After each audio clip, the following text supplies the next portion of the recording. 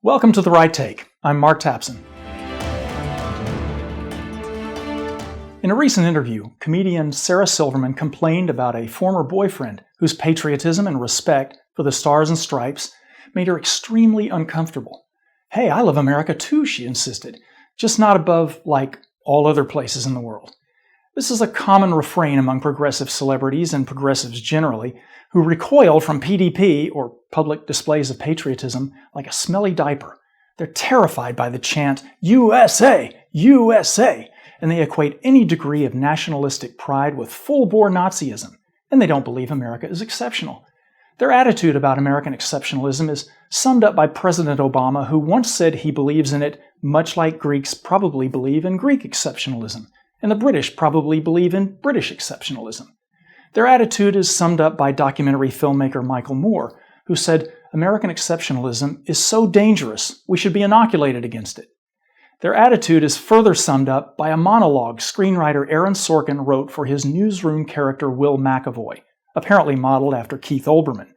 Progressives eager to cut the U.S. down to size call that monologue the most honest 3 minutes in television history. It features McAvoy declaring that, quote, "there's absolutely no evidence to support the statement that we're the greatest country in the world," unquote. After all, he says, we lead the world in only 3 categories: the number of incarcerated citizens, number of adults who believe angels are real, and defense spending.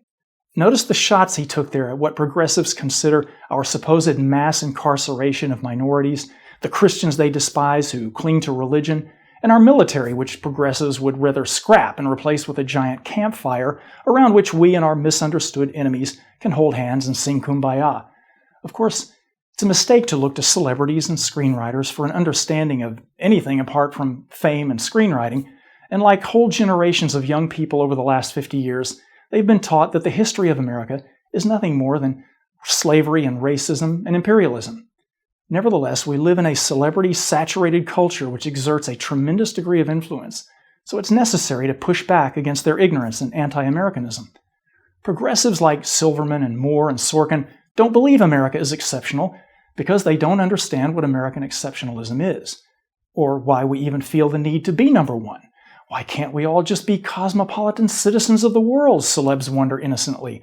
Why can't we all just coexist, like the Prius bumper stickers tell us? The simple answer to that utopian fantasy is that in the real world, other superpowers and would-be superpowers are gunning for us. And if America isn't number one or more of them will happily step up and take that trophy.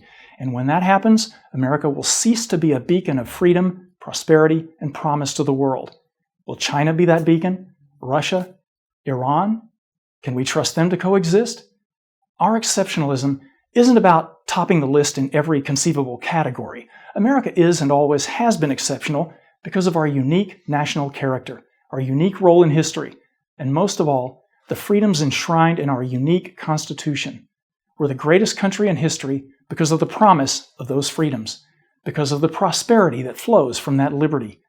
People from all over the world desperately seeking that freedom and prosperity have always been and still are drawn to America, not to China, not to Russia, not to Iran, not even Britain or Greece, because of our exceptionalism. Progressive celebrities who don't understand that aren't more enlightened than the rest of us. They simply take their freedom and prosperity for granted. And that's The Right Take. I'm Mark Tapson. See you next time.